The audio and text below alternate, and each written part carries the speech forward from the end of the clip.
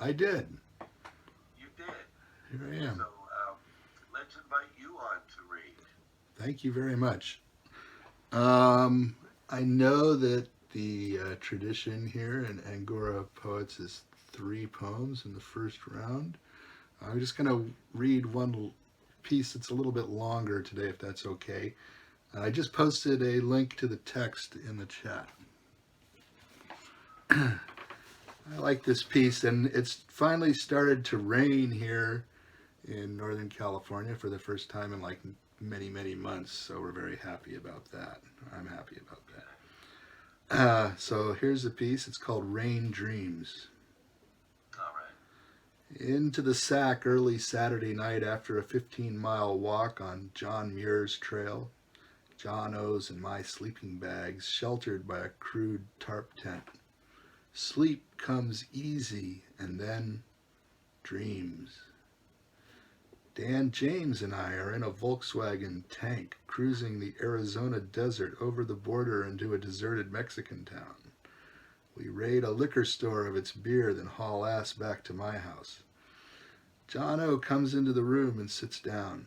He picks up an empty bottle and holds it to the light. Then he gets up and leaves the room.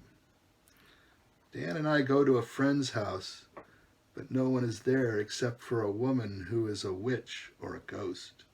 She scares me, so we leave and go for more beer. But later I am drawn back, and though I know it's wrong, I find myself wanting this witch ghost. I come up to her and lift her dress. Not here, she says.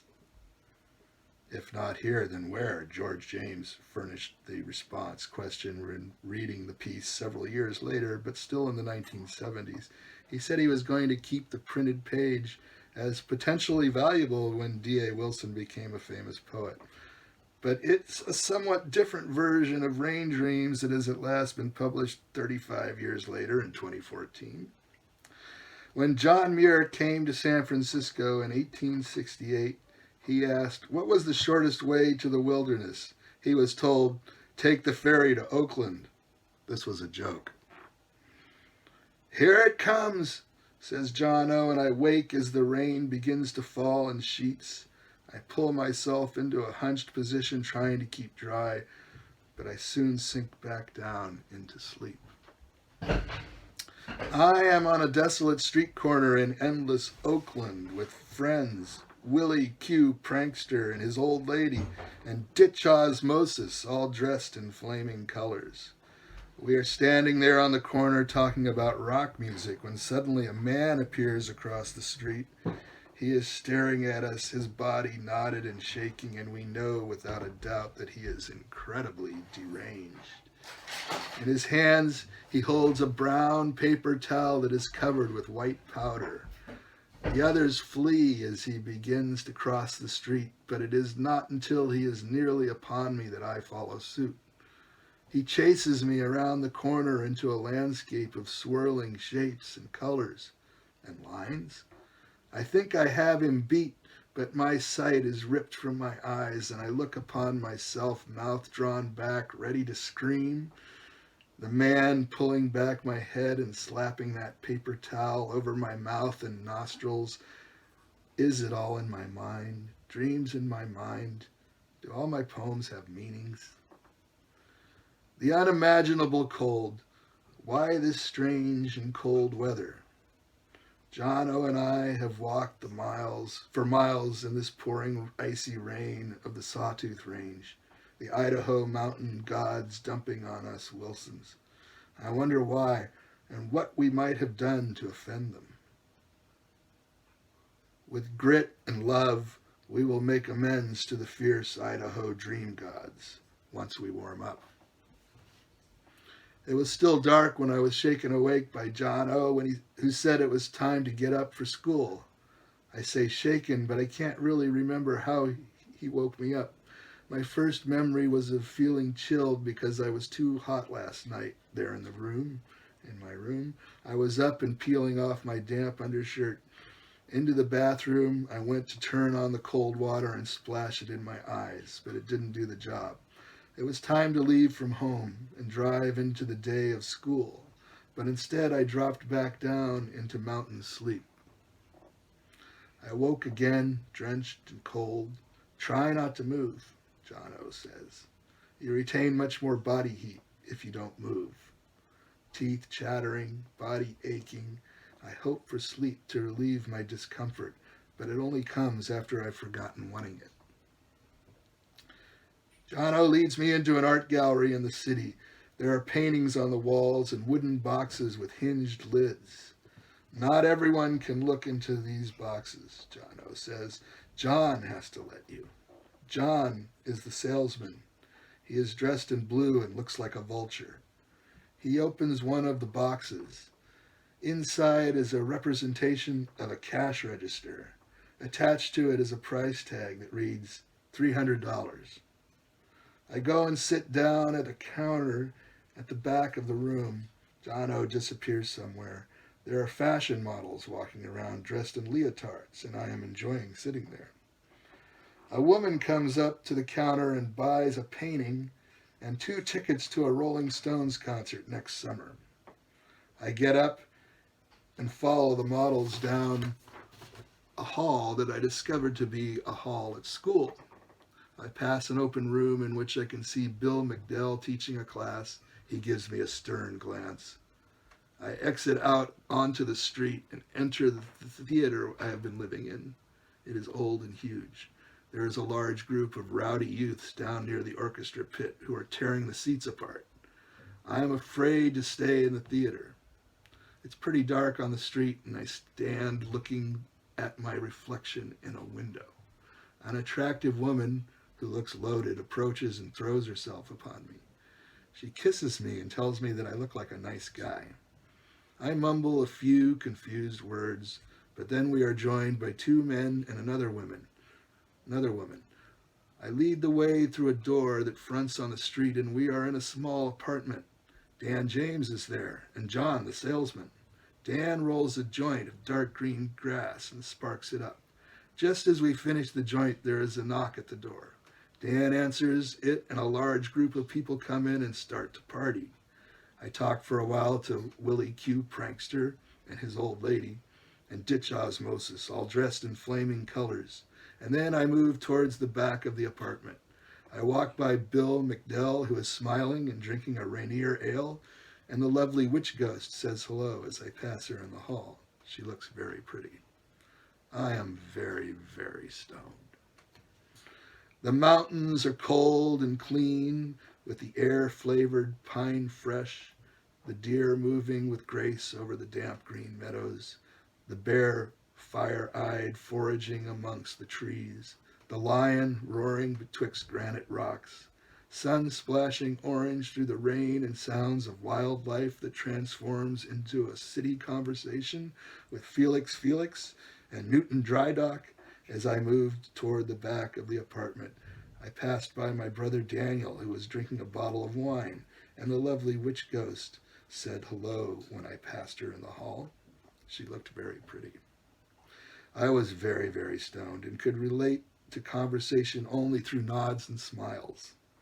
I went outside through a back door and into a small storage area where I tried to mellow down a bit. When I thought I had it together, I re-entered only to find that I was at home in bed trying to wake up and start the morning and go to school. I was wet from night sweats. When I looked in the mirror, my eyes were dilated and red as if I'd been smoking grass. And now I am at a large school campus on a cloudy day. I am smiling. I have never been there before, but it is somehow familiar.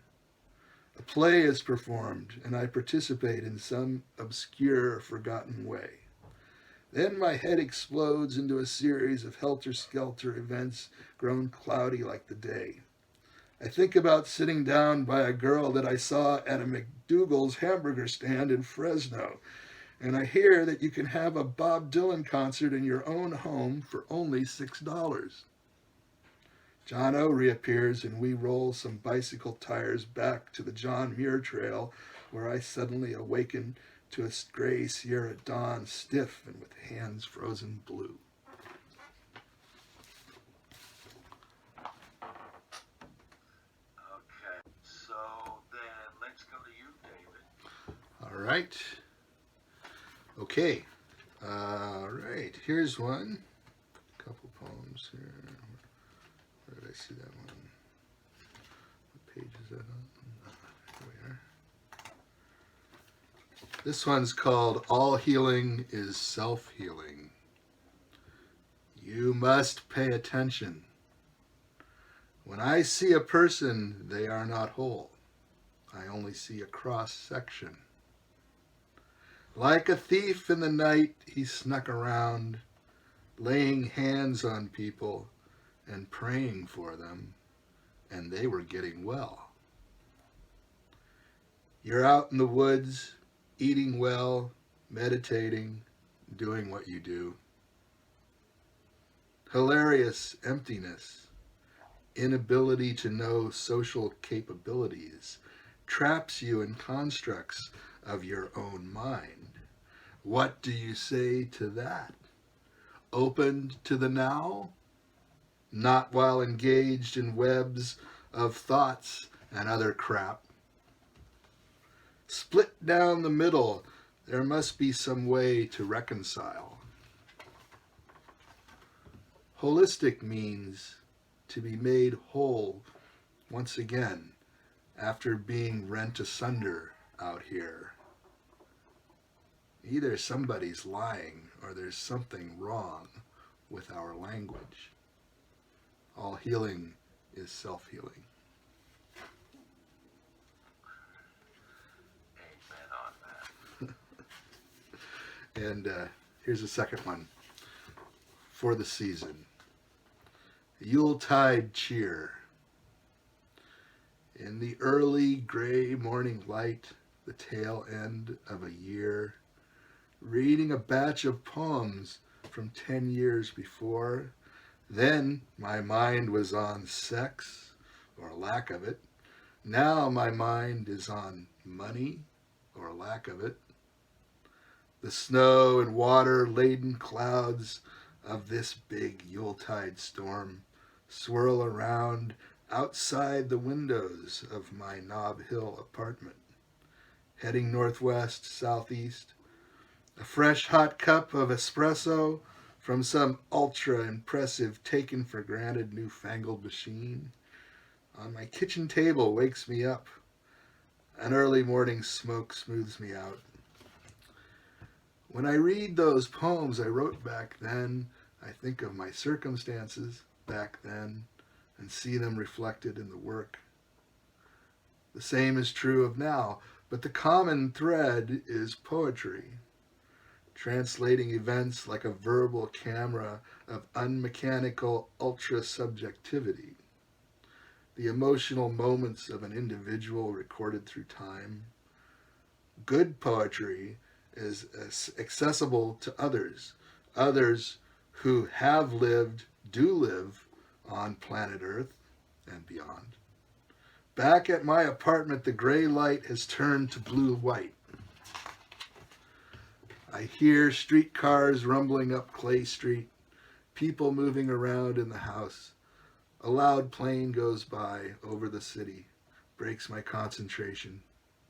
Back to consciousness, I strive to live the poet's life about 23% of the time when I think about it.